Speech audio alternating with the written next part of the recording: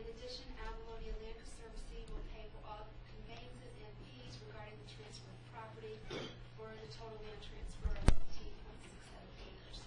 At this hearing, interested persons may appear and be heard, and written communications will be accepted. A vote regarding the transfer of these properties will be held at the special town meeting scheduled for September 25th, 2013 at 6:45 p.m. This was dated at Ledyard, Connecticut, the 5th day of September 2013. For the Ledyard Town Council, Linda C. Davis, Chairman, was published in the New London Day on September 11th and the 18th, 2015. At this time, is Avalonia planning to do a presentation?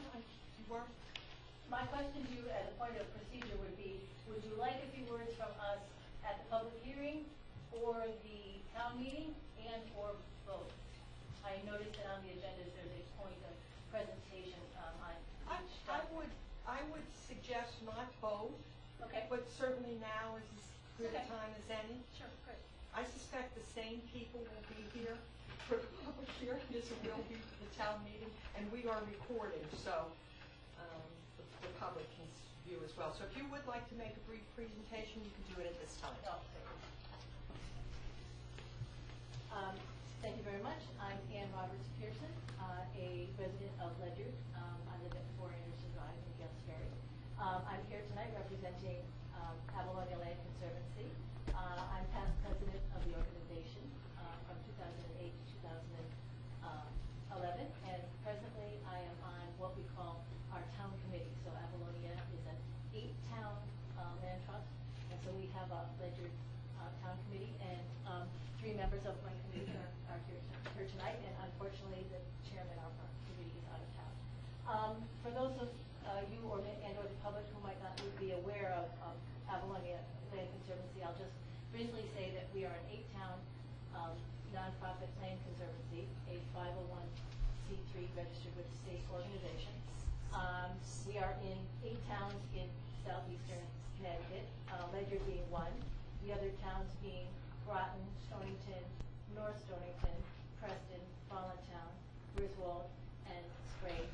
We were established as a nonprofit and founded in 1968, so this is our 45th year of being a land conservancy.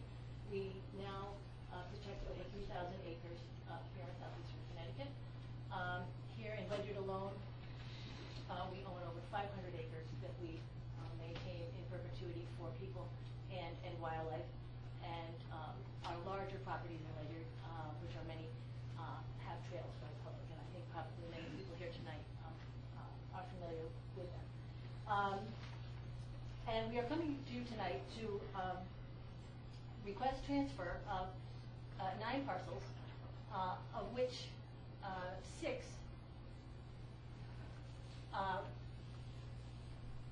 expand all of them expand our preserves. But I'm looking at, as I put this together this morning, 3 enlarge our Pine Swamp Wildlife Corridor, which is a 330-acre preserve. 3 enlarge our Greenland Preserve, and 4 others are 3 others enlarge individual preserves. I think I'll just come over and run down the list here, and maybe this map will be helpful to the visual. Number 1 is 57R, which is going to be expanding, or we hope to expand our Avery Preserve west and east. This is on Avery Hill Road. Our number 2, 13A Melody Lane, would enlarge our Pine Swamp Wildlife Corridor on this side. 21R Friar Tuck would be enlarging our Pine Swamp Wildlife Corridor on this south side. And our Lot 20 Ramblewood Drive would be expanding it on our, west side, south side. Okay, Peachtree Hill, right here, number 5. This is going to expand the 2 properties that we own here in this subdivision. Contribution Way, lot number 6, will expand our Berwicks down here. Number 7 and number 8 and number 9 would be expanding our Greenland Reserve up here on all aspects. side and in the middle.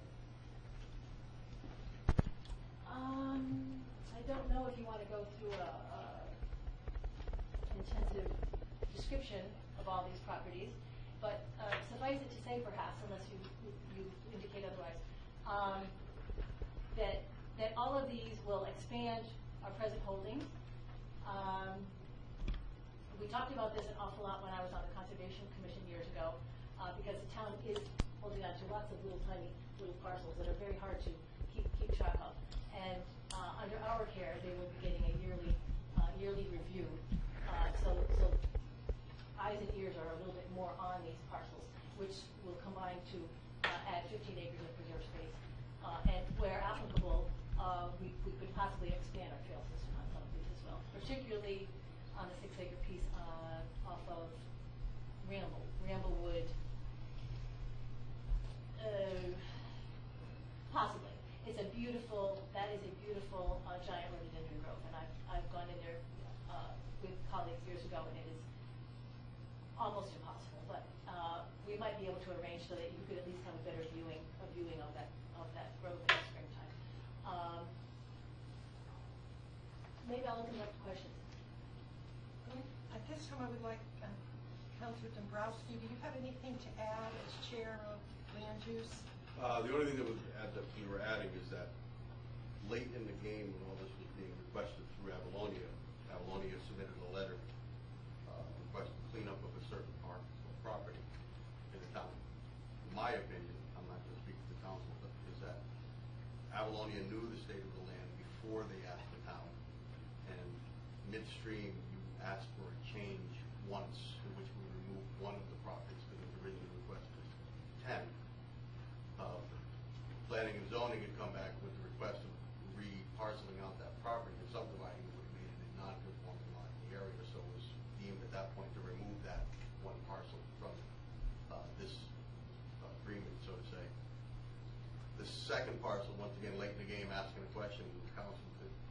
When Avalonia first approached the land use commission, our intention was that this was going to have no cost to the town whatsoever. So the point is, you should have brought that up before you asked, not in the middle of the game. Is it 57R? Yeah. So my point, my contention is where I'm going with this is that this is an all or nothing deal. If you don't want that parcel and you request it to be removed, then I'm going to vote no. This is an all or nothing, as is.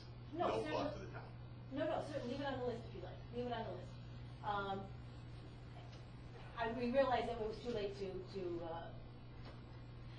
personally, I still think there's room to work together with the town to get that parcel cleaned up. I mean, I don't think it's a closed door kind of a thing. No. But if you'd like to include it in the list tonight, if you wanted to vote on it tonight, it would be up to Avalonia to follow their policy and say, I think what happened was, I think we were a little overzealous in including it, and then our board said, well, you remember, town committee, that we only accept parcels that are cleaned up. But I personally thought that it was going to happen, that there would. I still think it could happen. I think with volunteer labor, I don't think the cost to the town that was coming back to me that the town doesn't want to spend any money to clean it up, or any more money than they've done. And just to clarify, the way it stands now, if we vote for this evening, it includes that parcel as it is. Yes, correct. Okay. Oh, yes. Okay, good. Yes. I just wanted to make sure everybody's on the same page. So that's good. It's going to take a while for the Avalonia board to finally approve it, and the board might just say, well, it's not cleaned up to our satisfaction, so we are going to deny taking it. It will be up to the board at that point. I don't think so. I think at this point, the town meeting, it gets voted to take it. It's as is. The town is not going to expend any cost to remove anything like that. All right, that's not a game changer. That's all right. It's an all or nothing deal. So if you deny taking No, that one parcel, I think it's better to leave it in. all I think it's better to leave it in. And we're not talking a large thing here, and I think it's something that should have been brought up earlier in the discussion phase prior to moving forward with motions and acts. Right. I mean, but personally, I don't think it's going to cost anybody anything, whether it's the town or our organization or anything. I think volunteer labor is out there, and I think it can happen. It's not a big deal, no. I'm very happy to say, we know we should take it off the list, you had to put it in the paper and it's procedural. That's fine, not a problem. Do any other councilors at this time have questions before I move it to public Yeah, comments? what are we talking about cleaning up? What is it that needs to be cleaned up? There are a couple empty gas, Spicer gas, large gas canisters.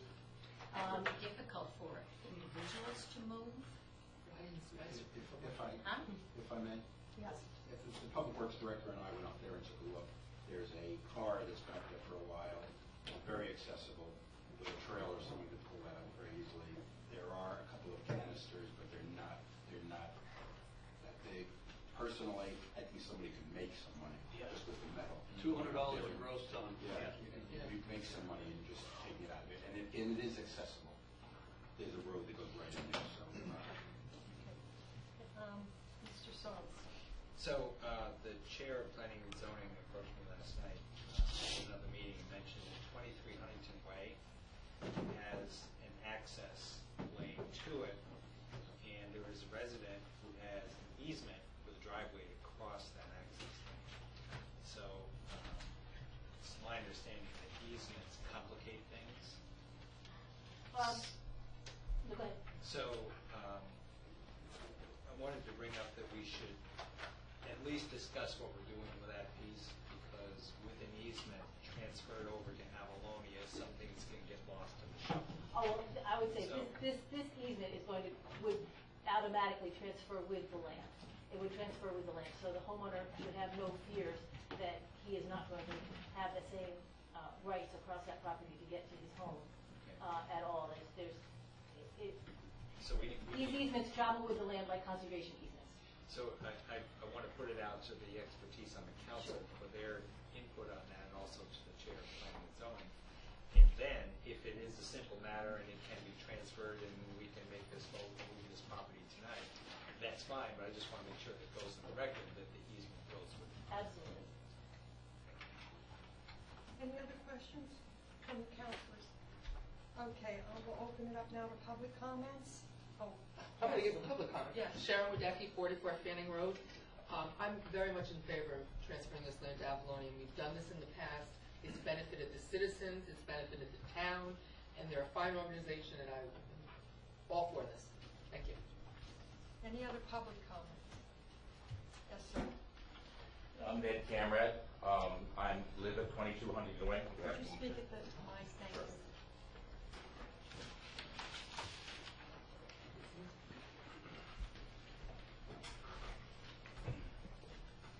I'm Ned Cameron. I live at 22 Huntington Way. My access is over 23 Huntington Way, and I oppose the transfer of 23 Huntington Way to Avalonia. Right? Multiple reasons. Number one is liability on my part. I maintain the driveway. I keep it plowed in the winter. It is a very steep driveway. There is no way to put in a path to the Avalonia land without going over my driveway. Therefore, I consider that a high risk to me. When Avalonia advertises that land is accessible, I understand the town land is accessible too, but you don't advertise it. I've already had several people come down there. I've had to take back to remind them that it's my land, not Avalonia's, when they go onto my land. The only path through to the property and around the property is on my land, which increases my liability. As I understand it, one of the reasons you're transferring this land to Avalonia is to limit the town's liabilities. You're putting that on me when you transfer 23 to Avalonia. Because I have an improved property. I spent 17 years building, hacking, and clearing that property. All right? They're going to sue Avalonia for the swamp that's below me. They're going to sue me for my house, my barn, and everything I have. The risk to me is high. Okay? So I strongly oppose this transfer. There is no good way to put a path for Avalonia to get down to my property. I have pictures if you choose to see them. But there's that reason. Okay? The paths, the liability. And thirdly, when Avalonia was transferred to 12R, somehow they were given a right of way on my property without my permission.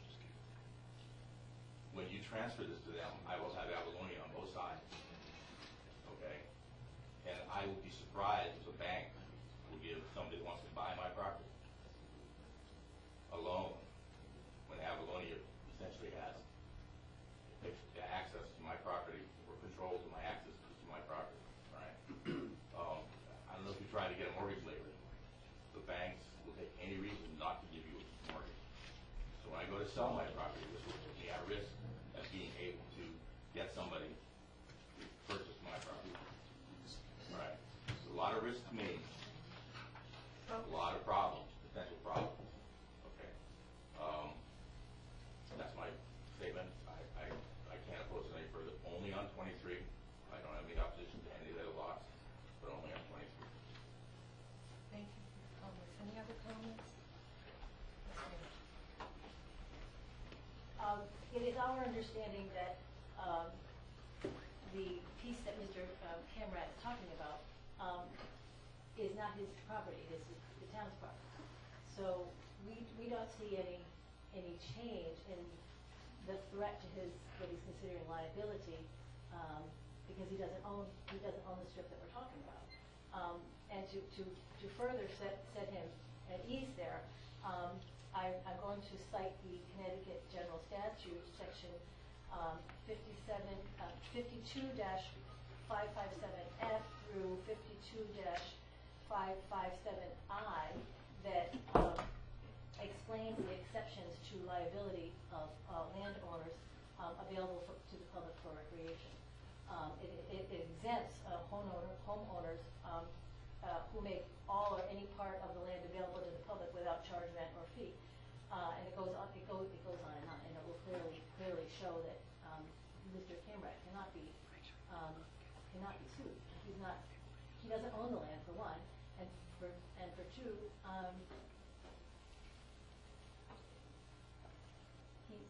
he's not liable. Avalonia wouldn't be liable either. Of the 3,000 acres that we own, I am sure that there is a situation that on one of the parcels that we own, which are over 90 parcels, that we have never had anything happen with a homeowner who lives next to our property if we have to cross any easement that is to the homeowner. And as regards opening up that property,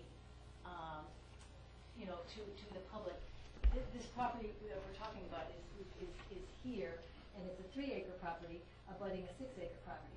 So we're only talking, a 9-acre property, and a lot of it is wetland. So it's not one of the properties that we have a trail on right now, and it's highly unlikely that we'll be putting a trail in there for use. It will most likely remain a piece of our property that is open to the public without a trail, and all of our properties that don't have trails.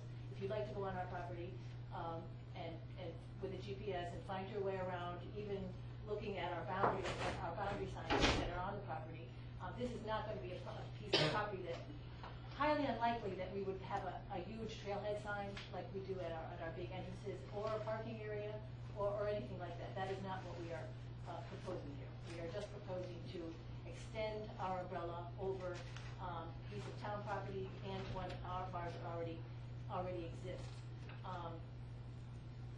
So from a risk perspective, and on the flip side,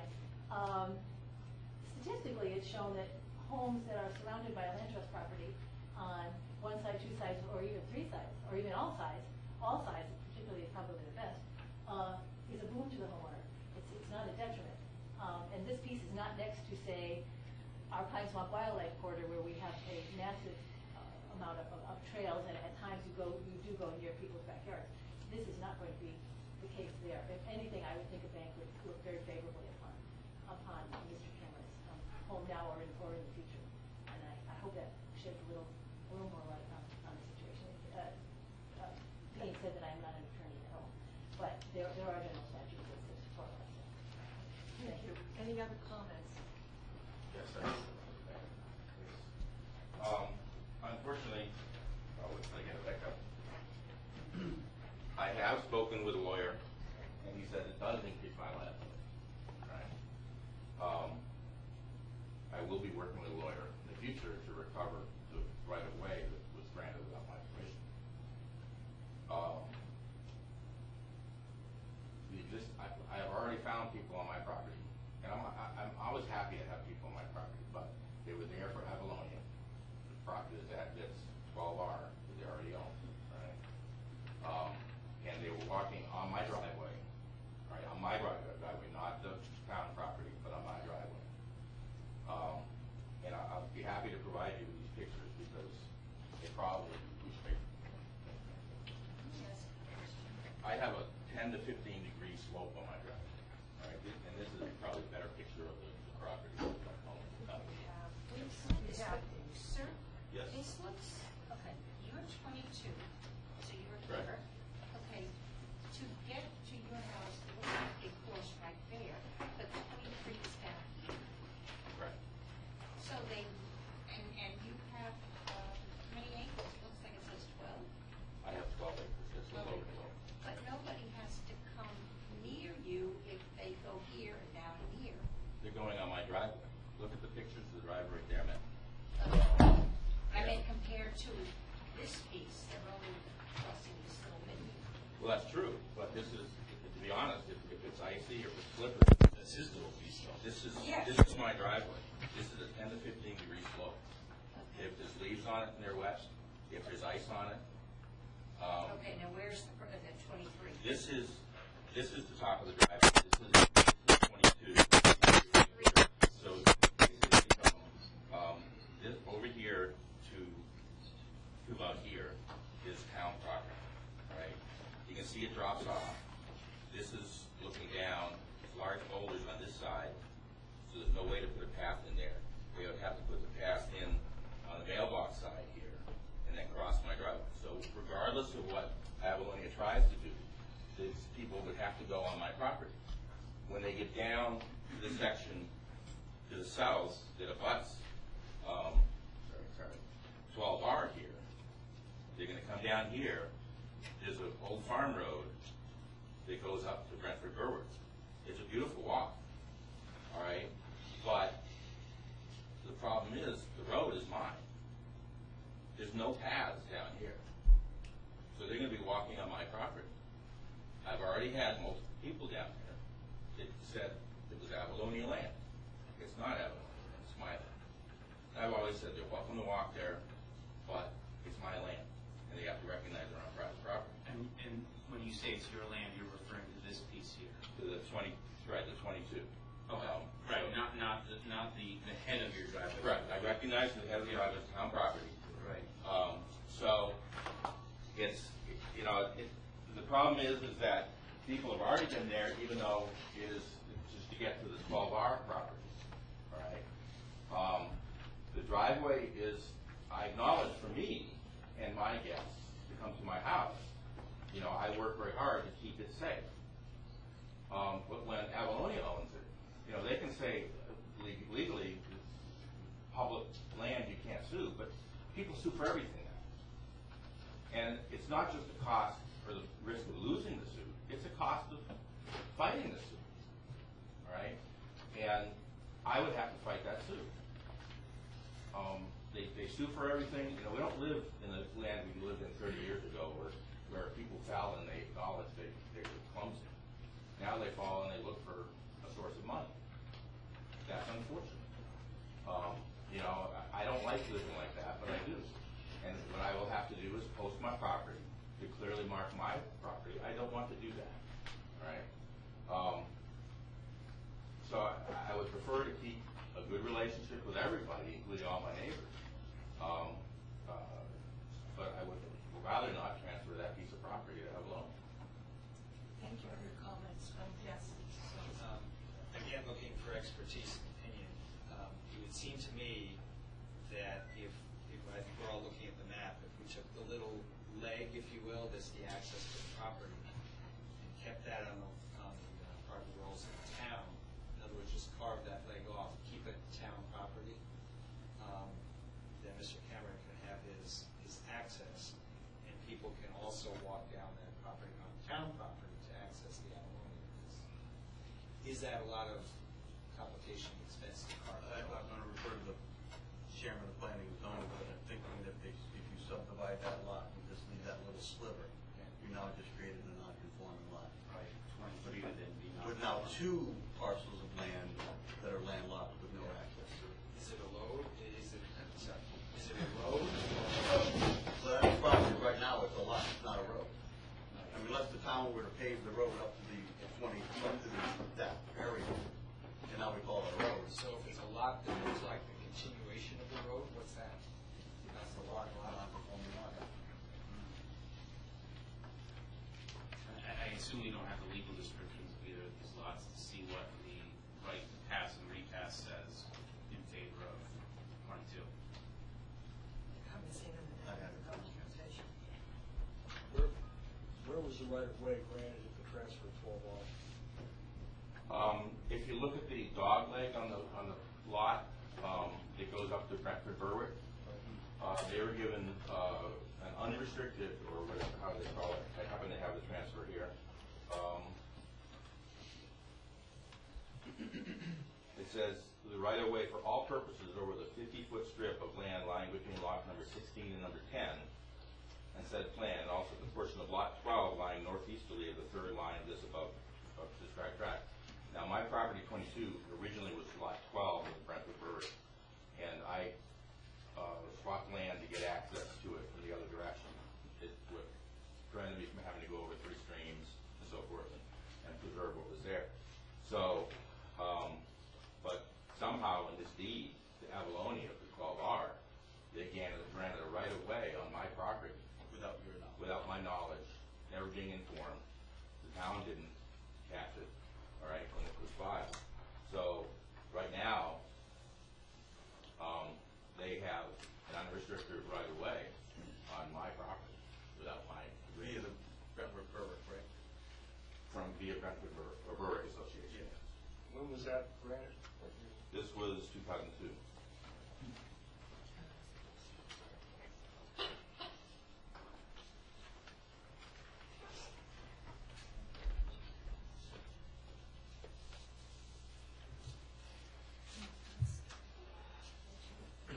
Are there any other public comments, Mr. Chair? Good evening. And just so Avalonia and Nate, you know, you got a copy of what I'm going to show. And I believe that's something built on the screen. Hi, Mike Cherry, Chairman of Ledyard Planning and Zoning Commission, Landwood, Buil Drive, and Gales Ferry. Couple of things that are good and bad about this piece. One, 12R today, without that piece of paper, which is contested, has no access. It's a landlocked lot. The only access to it is across town-owned open space. Transferring this land's stewardship to Avalonia, because it's already open space, all we're doing is changing who the steward is, provides access for one piece of property all owned by Avalonia. As Councilor Solms pointed out, there is a difficulty with the road right-of-way that continues from the cul-de-sac into 23. And it's not that hard to make that road right-of-way part of the road right-of-way, to make the lot start where that right-of-way ends. Nate's correct. The slope on his driveway, one of those sheets has topography on it, and there's a 30-foot drop over 200 feet. And on the driveway, there's as much as 20 feet of drop and 100 feet. But the driveway is curved to take advantage of not running straight down the slope. Now, in my opinion, if it's a good idea today, it's a good idea tomorrow. And I would recommend what Councilor Solms mentioned, that I mentioned last night, during the town meeting, have a motion, remove this piece from it, and let's go figure out all the things that need to be done. Do it right, do it once. Because it's not going to go anywhere, it's open space. And it just makes sense to me to why rush? That was the same thing we said with the piece on Stoddard's Wharf Road. Let's go figure out the well, let's go figure it out.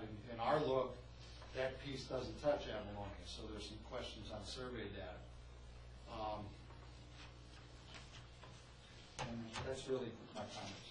You have our letter on start at Fourth Road and, I'm seeing a lot of nodding of heads, and I'm also concerned with the transfer with that well, right let's away. go figure all that out. Unfortunately, I'd like to see the previous legal description to make the whole thing helpful, but we can deal with that. Are there any other public comments before we move to the town meeting? Hearing none, this public hearing is closed.